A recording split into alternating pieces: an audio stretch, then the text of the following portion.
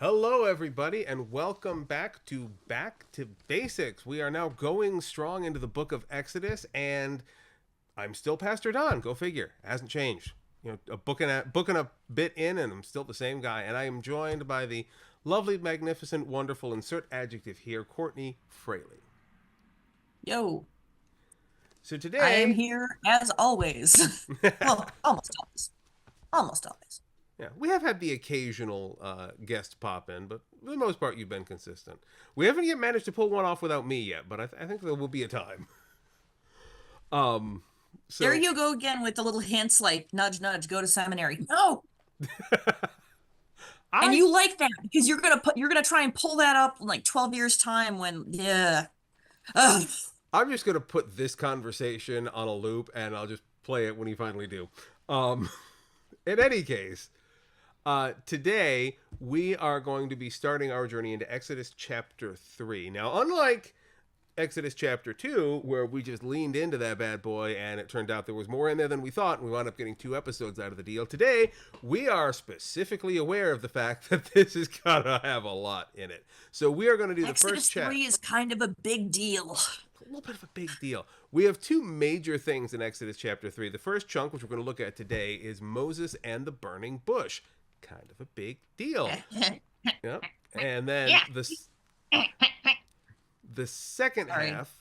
No, no, Can't be helped. It's got to be done. yeah, it must be done. Yes. But no, the second half, which we're going to get to probably in the next episode, is the revelation of the divine name, the good old tetragrammaton. So we're going to get to that in due course.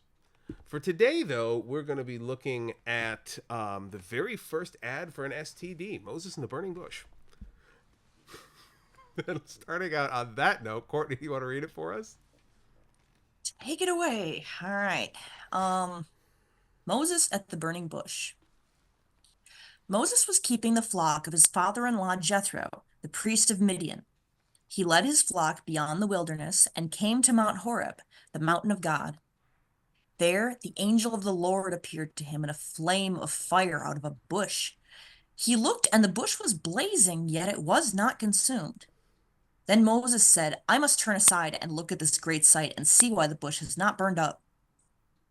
When the Lord saw that he had turned aside to see, God called to him out of the bush, Moses, Moses. And he said, Here I am. Then he said, Come no closer. Remove the sandals from your feet, for the place on which you are standing is holy ground. He said further, I am the God of your father, the God of Abraham, the God of Isaac, the God of Jacob.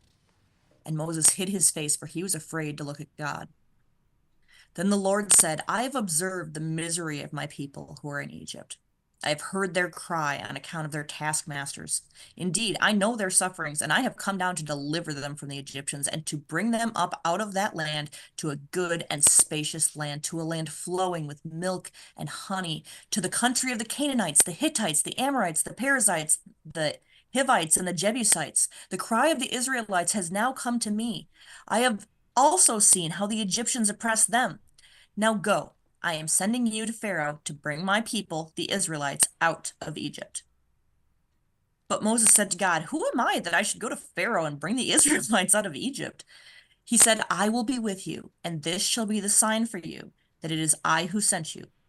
When you have brought the people out of Egypt, you shall serve God on this mountain. Are we breaking there? Yeah, Or is it, are we We'll going stop further? here for a minute because I am willing to bet you probably have questions. Well, it's weird because I mean, you'll notice I made a point of reading this like I would read a story to my daughter. Mm-hmm. Uh Partly because this is a story, if you grew up in church, that you have heard 18 cajillion times. Mm-hmm. Like, yup. It's a really cool story, but it's much like saying the Lord's Prayer, which is a fantastic prayer. If something is repeated often enough, it fades into the background. It's like telling a child to be careful too often. If you say it constantly, you stop hearing it. It becomes part of the white noise. Yeah.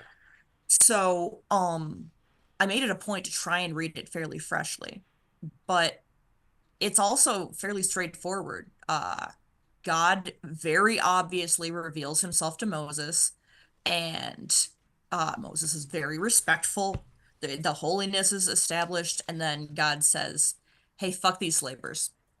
Come on, I'm getting you out of there." Yeah. And go tell Pharaoh on the way. But Moses is like, "You what now?" Yeah, no, and then the foreshadowing, and you shall serve God on this mountain. Like, it's pretty straightforward, Nick.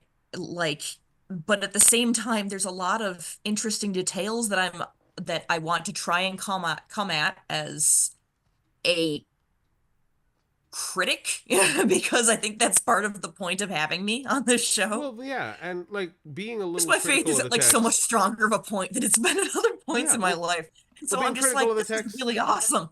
being critical of the text is important. Like looking at I these things, know. looking for I'm just feeling less for critical right now. wait, because we can learn a lot from being critical of the text. So a good example of that, and I'll give this one to you right away, is right away in verse 1. Verse 1 says, Moses was keeping the flock of his father-in-law Jethro. Okay, seems pretty straightforward, right? Mhm. When you have a look back in the previous chapter, um, the man who Moses meets and gets one of his daughters as a wife Mhm. is named Reuel. So So, that didn't work out then. well, maybe. According to Alter here, most It modern gets very critics. Game of Thrones. I forget who's who sometimes. Yeah, no, oh no, it happens. There's Um, 15,000 characters. and sometimes they change. Alter notes here that modern critics generally attribute the difference in names to different literary sources, which is like an important piece to keep in mind. That even Exodus, like we're into more coherent narratives here, still has multiple literary sources. And this is going to be true of a lot of things going forward, as they're going to become more coherent, but particularly in the transition from oral histories into written histories, we're still dealing with multiple sources, and sometimes the names get changed, and details get lost, and things are kind of pasted together. It doesn't change the nature of the story. Like what's happening in the story is Yeah, not no, I get it. changed. It's not exactly an anthology, but it's like when you're reading a really good comic series and like they use a bunch of different artists and a bunch of different authors and stuff, and it's going to vary a little bit even just across something that's Well, coming out intentionally that way. And this is just history being as disorganized as history can be, and consider and a this. people assembling their important works together. Yeah. It makes sense. Well, consider this too. We look at the Gospels, for example. We got Matthew, Mark, Luke, and John. Just in the period between when the individual communities penned their stuff and Nicaea brought them together, they were already borrowing from each other. Generally, it's believed that Mark is the source of most of them, unless you're a big believer in Q hypothesis. A whole other discussion to be had there. No, not that Q, different Q. It's a different thing. I can see your facial expression. Not that one. That's a new guy. We're talking about the old one. No, no, I'm sitting here and you're talking about like a Q hypothesis, and knowing you, I'm sitting here and I'm like, is this about politics or is this about Star Trek? Neither. There is a third Q who is the presumed author of a proto-gospel from which the others derived in one theory of how the gospels got interconnected. What? Yeah. Again, story for a different time, but there's basically two We competing really need to theories. start we really need to start Back to Basics New Testament edition soon because I'm Watch starting to out. get. Watch out for that announcement coming soon, y'all. But in any case, my point is whether you take Q or the more common belief that Mark was just kind of the one that everybody kind of cheated off of. Um, even those four stories before they were canon, kind of locked in canon at Nicaea, before that point, they were still kind of blending together. And if we assume that previous scriptures operate in much the same way, well, now we have a situation where we can start understanding what exactly is going on. And the story of Moses may well have worked the same way, where you had originally multiple Gospels of Moses, for lack of a better term, that kind of got wired together. I mean, there was an effort in the kind of early 1000, kind of 1200 era, and a couple of times actually, to take apart the four gospels and turn them into one coherent narrative. Like that happened a couple of times in history, and it's always been met quite badly because there's a reason we have four of the damn things. But again, it's Wait a a thing minute. that's Are you done. telling me that are you telling me that the fallibility of man's narrative is intentionally placed within the Bible to remind us that it's a thing that's definitely part of the document? Yes, and we're not trying to teach history lessons here. So like the Sorry. fact I have too much sass tonight. I'm sorry. no, that's fair. Like I gotta drive this point home again. The fact that there are factual, historical, structural inaccuracies in the Bible isn't the fucking point. It never was. It's not meant to teach you a bona fide track it onto your wall 6,000-year history from creation to the heat death of the universe. It doesn't work that way. And by the way, creationists are stupid. Um, Dawn. I'm No, hang on. No. Oh, No, here's the you're thing. No, right. You're right. You're right. I should rephrase that. That was me just being I blunt for the sake of being blunt. I should say the belief of creationism is stupid. The individuals themselves are, of course, not.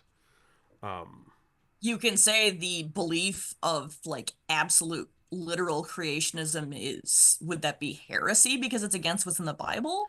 Yeah, I mean, young Earth Or creationism. Sir, and again, yeah, I'm cutting terms off here because I'm not always used to working in English political environs.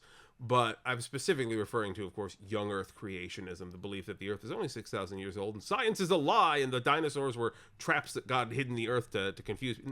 That's what I'm referring to. Like, we I will still say believe in a creator. it takes a lot more effort to hang on to the idea in the information age, but at the same time, like when someone has subscribed to Mhm. something, when they've put their faith in a charlatan, Yeah. it's really, really hard to take it back because of the sort of things you have to admit. Hmm. Like I know Yeah. someone who's escaped that sort of a situation, and this person is just really kind of unafraid to be honest with Hmm. themselves. So, I think that really contributed to them being able to get to where they're at now. But like it is really difficult for most people to stop. I mean, the amount of deconstruction and you have been a spiritual leader guide for me for a long time. I think God put us in each other's lives partly for that reason. I am not on a conventional path, and I guess God made me that way. But like, so, I'm having the ADD's kicking in and I'm having a hard time really Nah. elucidating my thoughts. But yeah, Yeah. And I think cut a this lot part of out. I forget what I was saying. no, but I see where you're going with it. I think a lot of what we're seeing in today's story is a bit like that. The migration from an oppressive belief, religious or cultural group into a different environment. Like this is what's happening with what has happened in between chapters with Moses. It's the same sort of thing I've done. Like he grew up in Egypt in the family of Ramesses, being taught all of these things about the Hebrews, about who he was and his place in the world, only to discover that it was all a lie. Like anybody who has even partly moved themselves out of the evangelical dominated American culture has had some variation of this experience. Of It like, sucks. I've had it. I remember in a youth Bible study, um to their credit, and this was like Lutherans and not the friendly ones.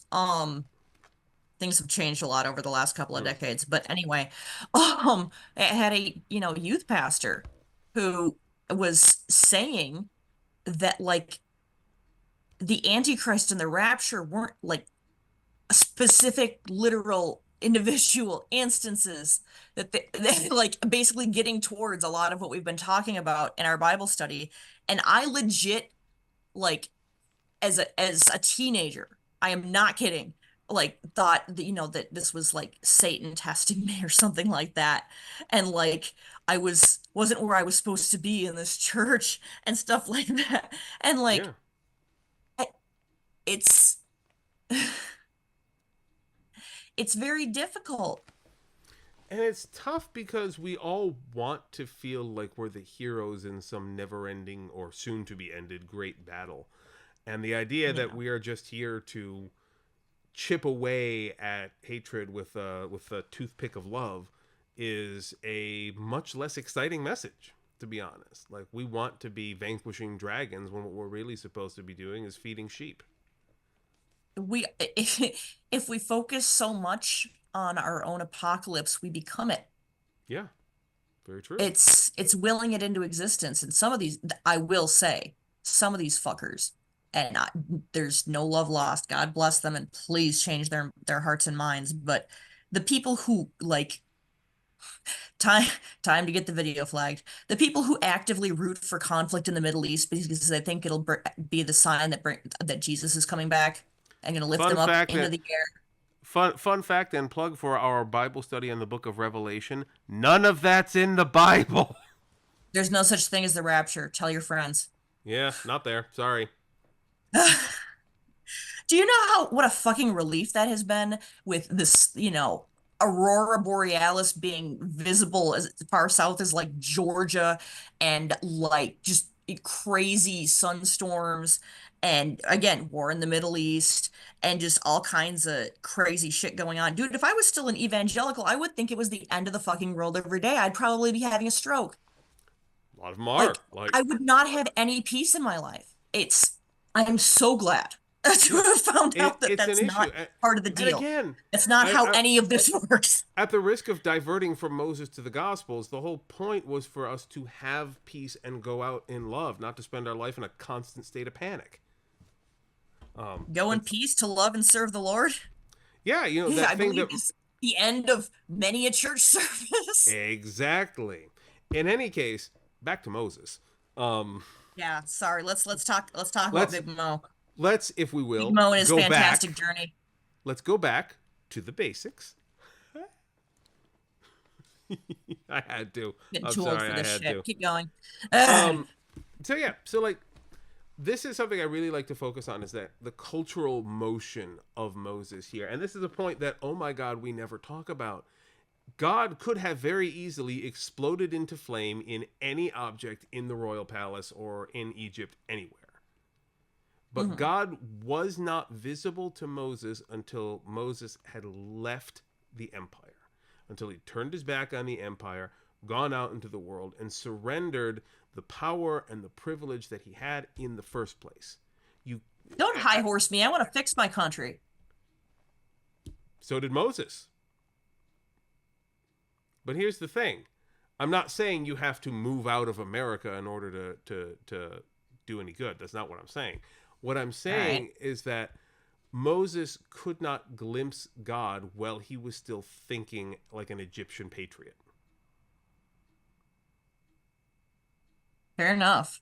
Yeah, because he had to get into the mindset of the oppressed before God became visible to him, before God was willing to, or able to, however you want to parse it, communicate with him. His mind and his heart were not capable. In the same way that, you know, later on, Moses will rock up bringing God along for the ride, and Ramses will be like, "The fuck you talking about? This ain't no Ra. Get out of here."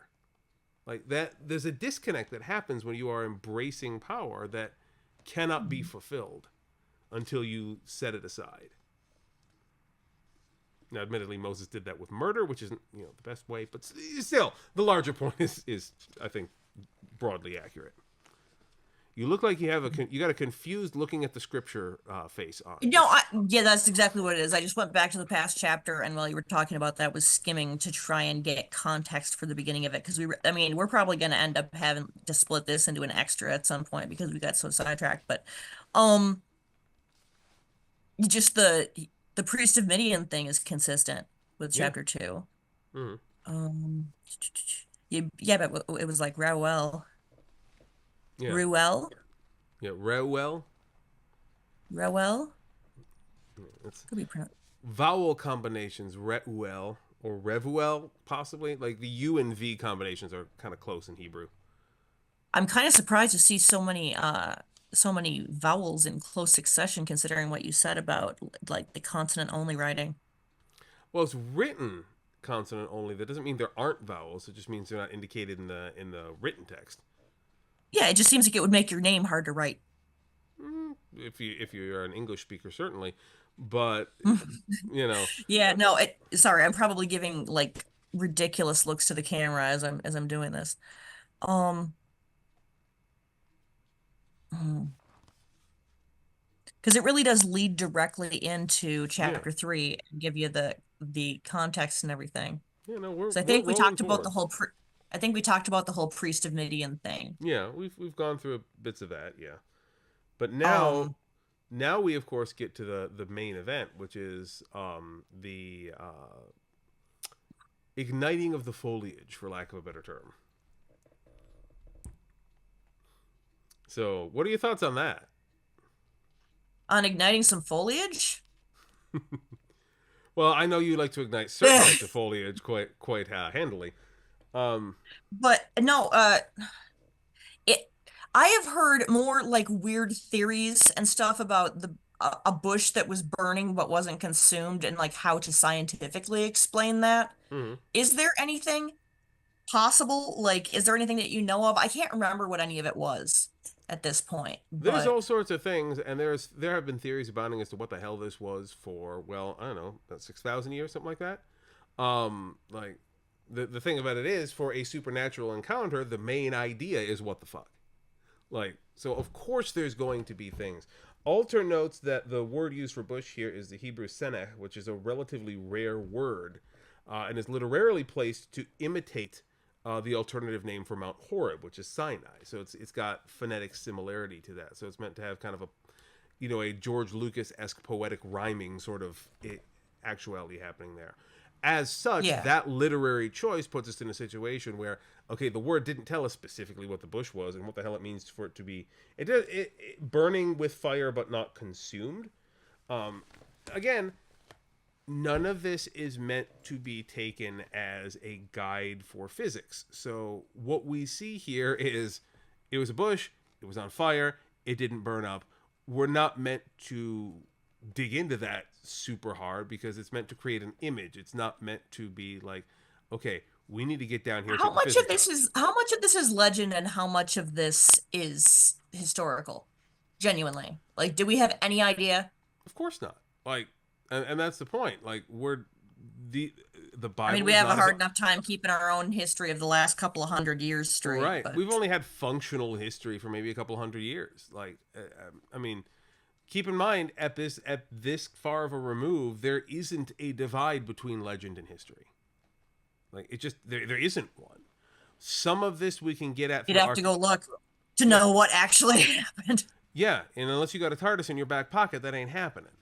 Um, so my point being, um, you ask the question: is it legend or is it history? The answer is yes. It's both. It's as much as we know about the time, but what was written here wasn't meant to be historical in the way we see it today. So yeah, the details are irrelevant. We're not going to find what exactly the burning bush was because that wasn't the fucking point. The point was Moses had an encounter with God. The encounter was supernatural, and Moses was charged to do a thing. And the details around how he handles it emotionally, how he handles it interpersonally, how God expresses God's self in the moment, those are the things that are important. The details about when, where, why, how, and whether it was God doing that or Spock in the bushes with a hollow projector, it doesn't matter. What matters is the overall message. And Yeah, yeah, that seems rather obvious upon saying it. In my defense, part of my job here is to nitpick. yeah. And so let's look at the message here. Let's look at I what really actually. like God's speech. Ugh, Yeah, I really enjoyed reading God's speech. and it's worth noting too. Like as God gets in here and says in verse 7, I have seen the abuse of my people that's in Egypt and its outcry because of its taskmasters. I have heard. I know its pain. Like that sequence of verbs is the same ones we saw at the end of the previous chapter as well. Like God is echoing the things that have already been said in the story so far. So God is not simply just speaking from the throne into the story. God is present in the story and is working through the narrative not as an outside force but as part of the story. Um, yeah, and so that gets us through to the first major encounter here. We get the whole remove the sandals from your feet, for the place on which you are standing is holy ground, ancient Hebrew tradition. Actually common in a lot I of the still Middle think I East. should have probably gotten married barefoot. Yeah, Those well, like, heels were a joke. you know, if it's not your culture, it's not your culture. No big deal. It's worth noting that like this interaction is meant to both request and express the appropriate sanctity and respect in that situation. If if the culture of the time had been that when you enter the presence of something sacred, you drop your pants, that would have been what's in the Bible here. Like Yeah. the fact of that it was shoes is irrelevant. That was as was the custom at the time. Um, you know.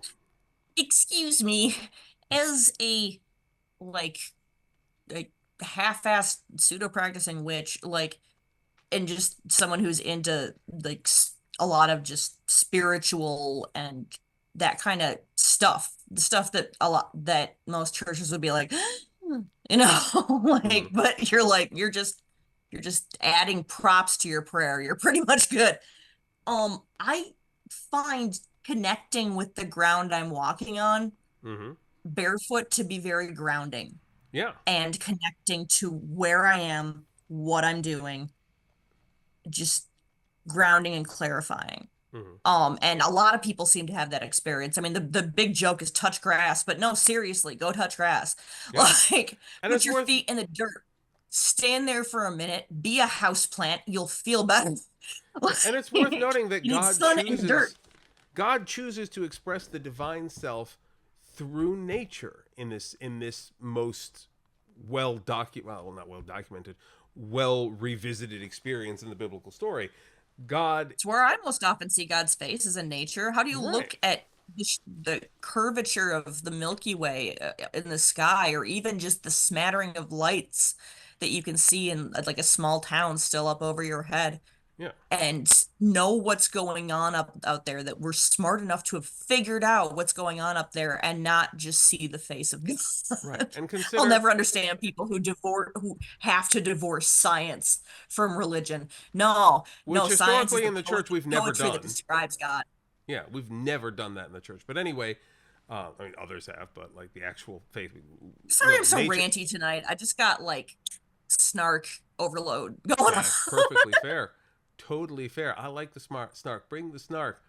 But yeah, no, my point was basically that yeah, God could have exploded out with a whole bunch of angels popping out of the sky like we did with the shepherds outside of Bethlehem. Like that was a perfectly valid way that God has chosen to express through the divine chorus. And it's worth noting here that this is not God speaking solo here. That if you want to go into the Catholic and or Kevin Smith's dogma route here, we're not dealing with God directly. We're dealing with the Metatron. Which I always imagine Alan Rickman in Where this is role. that in the canon? Like, It's where is not. that in the It's scripture? it comes from a combination of Hebrew midrash and kind of Catholic backstory. It's like the Metatron is not specifically listed. However, it is worth noting that in verse 2, it says in the NRSVUE, there the angel of the Lord appeared to him in a flame out of the bush. It doesn't say the Lord appeared to him in a flame out of the bush.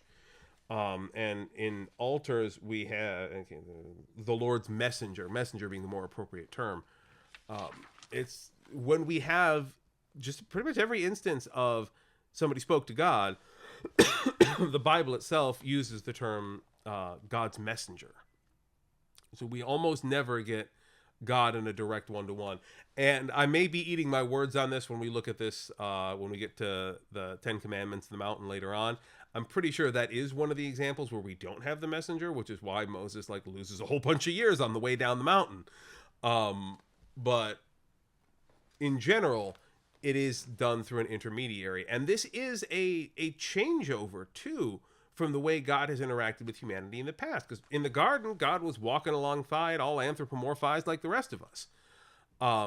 And in a way, I've always taken this as kind of a reconsidering of the divine relationship with humanity. Because God was friend first, and, well, that didn't work out. So God's kind of trying to be more parent than friend now, if you get the meaning here. Okay, It I'm seems gonna. very, very anthropomorphizing of God, though, too. Like, Well, I mean, we have to because we can't understand God. But what I'm saying here is that we see a bit of a change in the relationship here. Like, God is no longer like incorporating to be physically present, to kind of exist side by side in the same way. God's pulled back to a bit of a mystical remove now. No, I'm God first. Okay. And when I'm going to communicate with you, I'm going to communicate from that position first. The relationship stuff will come after you've grown into this understanding, because we tried the relationship bit first and y'all pretty much told me to fuck straight off, ate the apple, and charged out of the garden with your bits hanging out. So, okay, how very 6-year-old of you, but we're going to go ahead and move this relationship in a better direction, which makes sense historically. So unless you've got anything else here, I think we're pretty well at a good stopping point for our burning bush. Yeah. Yeah, I think we're pretty good. So shall we wrap it up and throw it over to the next episode? I think we should do that. So for those of you who've stuck Yeah. around for this long, thanks. We're glad you're still with us. We're going to be digging into more stuff next week. As usual, join us on the Discord server. Links to everything on the website or down below or some combination thereof. Conversations popping off all the time. Regular worship is posted on the website when I get around to it, but generally speaking, English worship on the first of the month, or the first Sunday of the month, Japanese on 2nd and 4th, and if you're in town, we're doing a brunch service on the 3rd. If you're not, take a week off. We got plenty of content for you to watch. God didn't tell you have to rock up to church every Sunday, as much as some might like you to believe otherwise. But we are developing more content and stuff on the way as well. This, as well as everything else, is on YouTube and the pod. As we indicated at the beginning, by the time this comes out, you'll have seen the announcement of at least one new streaming project. That's where the gospel's going to be. Keep an eye out for that one, as well as some other stuff that is happening as well. We've got movie nights on our Discord server where our education director is streaming. We just did Dogma. That's why it was quick to mind for us. We got more up and coming. There's a poll going on right now. I don't know which one we're going to do, but it'll be fun either way. And we have a whole bunch of other events. We got new members classes. If you want to become an actual member of an actual church, even though you're on Discord, you can do that because, we are an actual freaking church. Go figure that one out. So come join us. If you want to support what we're doing, there's a bunch of ways that you can do that. Money is always welcome. There's links for that down below too. But if that's not your thing, no worries. You don't got to do that. The number one thing you can do to help this program out is, of course, to do what Courtney tells you. Like, share, and subscribe. Yeah, please. Those comments, getting this in front of extra eyes always helps. So yeah, tell a friend, make a comment, leave a comment. Yeah, we've had and come see us on Discord, please. Exactly. Seriously. We've had people come in a lot lately from people just hearing about it. So spread the word. We're doing a thing. We literally get excited we won't drag you into the spotlight, but we do get excited every time somebody joins the server. We're a community. We like to see new friend. Yay, friends. But, we won't swamp you. You can say hi on your own time. Yeah. So that being the case, you guys have yourselves a lovely week, and we'll see you on the next episode. Bye, y'all. Yep. Bye.